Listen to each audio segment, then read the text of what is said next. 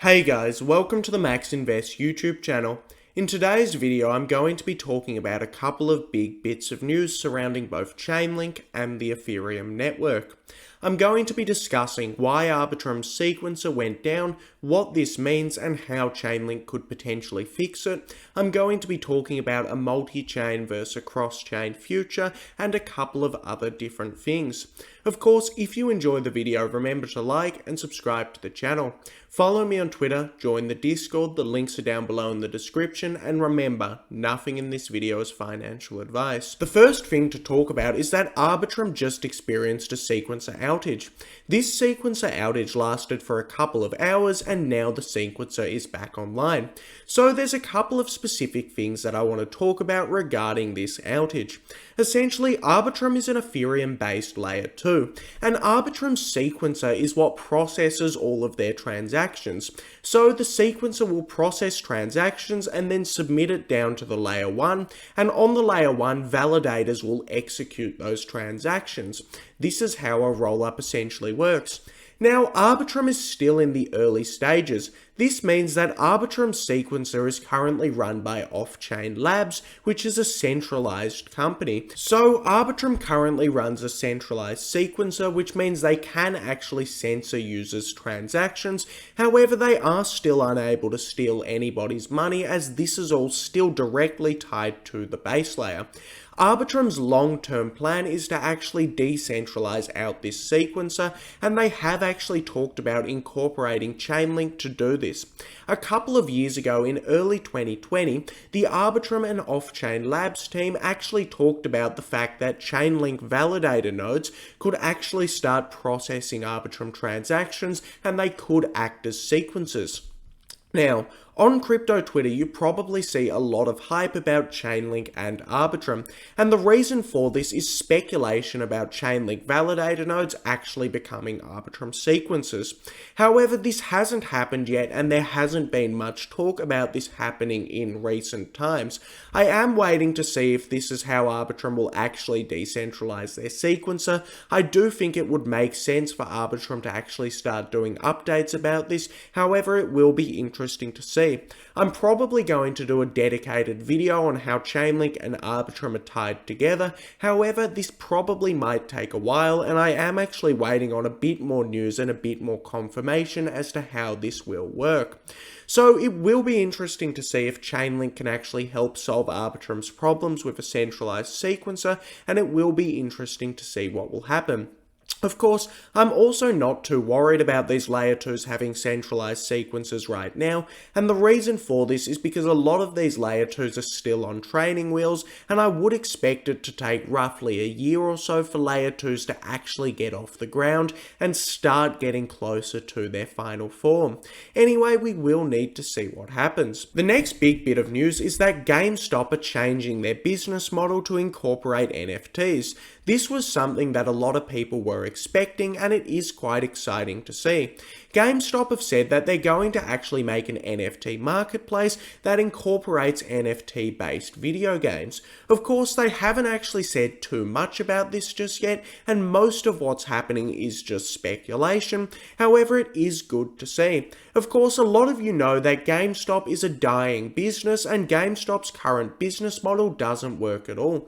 People don't want to go in store to buy video games, they want to just buy them online. Moreover, in 2021, the GameStop stock price was pumped so much it's ridiculous, and this resulted in GameStop getting a lot of extra money. So they have actually used this money to change their business model and start focusing on NFTs, which I do think is a good idea. However, we will need to see this play out and see if GameStop actually follow through. The next thing to discuss is a post that Vitalik made on Twitter.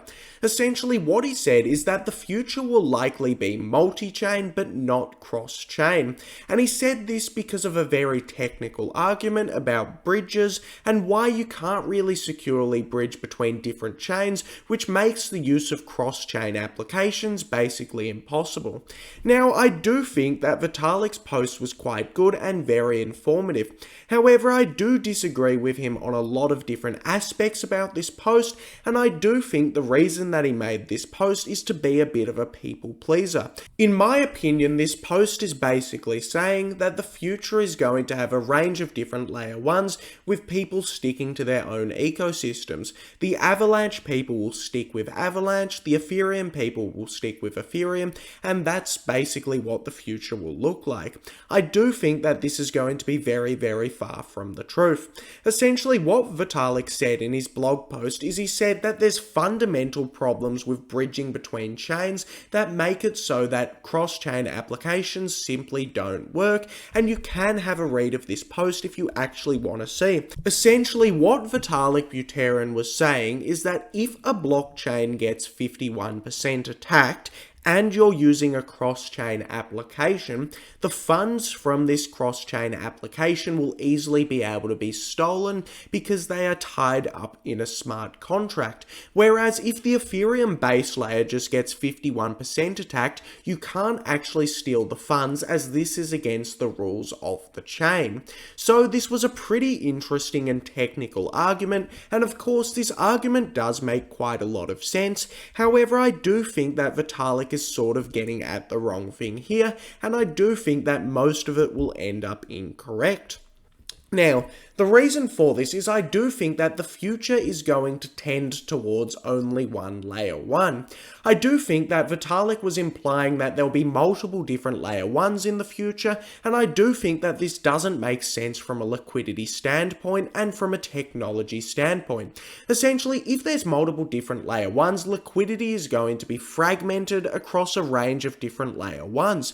If there aren't any cross-chain interoperability applications to actually bring all of this liquidity together, it won't make much sense from a liquidity standpoint. Moreover, it doesn't make any sense for a consensus standpoint. A lot of money is being wasted on consensus right now in blockchains. New layer 1s need to keep spinning up. They need to keep acquiring heaps and heaps of different computers to actually act as validators, and in my opinion, this is economically inefficient and doesn't make that much sense. So, in my opinion, the future is actually going to be only one layer 1.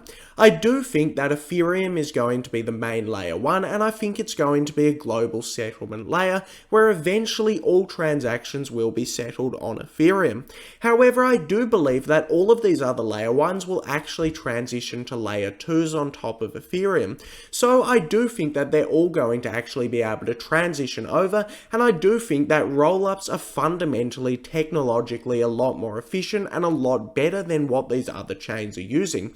Doing the computation off-chain and then verifying it on-chain simply makes a lot more sense than having an existing set of validators do all of the computation themselves, and I am yet to see anyone who can give me a good argument as to why this would be incorrect. Now, so I do see that there's going to be a bunch of different layer 2s on top of the Ethereum network, and I do actually think that all of these layer 2s will be working together. I don't think that there's going to be fragmented liquidity between these layer 2s. I don't think that there's going to be people sticking to their own ecosystems. What I think is going to happen is Chainlink's cross-chain interoperability protocol is going to add a universal messaging standard on top of these layer 2s, provide an abstraction layer, and then individuals will use applications on top of CCIP.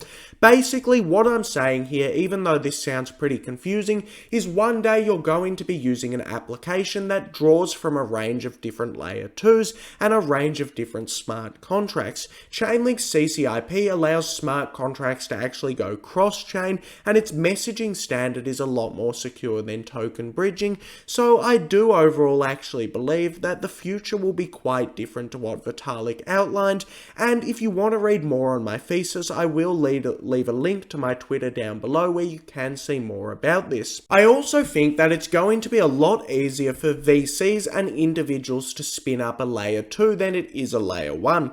Essentially, if you want to make a layer 1 blockchain, what you need to do is you need to get a set of validators and you need to have a bunch of computers validating your blockchain, which is really difficult to spin up and it costs costs a lot of money.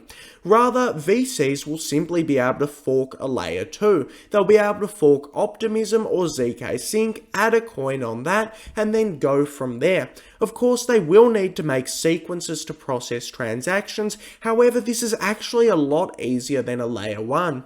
As we can see, DYDX, which is a layer 2 protocol, earned $67 million in October. However, from that $67 million, they only had to pay $2 million to the Ethereum layer 1. So, this means that DYDX are running a massive net profit, and the $65 million that DYDX are earning extra gets paid to their sequences. Right now, DYDX have centralized sequences, so the company behind DYDX is earning a lot of money. This company is Starkware. So in my opinion, it's a lot more efficient from a revenue standpoint to actually become a layer 2. You only need to pay a couple $1 million in gas fees, and you can earn a lot more in fees for the sequences. My hope, however, is that a lot of these layer 2s get decentralized sequences, and these sequences also start earning a lot more money. However, we do need to see this future play out. Anyway, this brings us to the end of the video. If you enjoyed the video, remember to like and subscribe to the channel, and thanks for watching the video.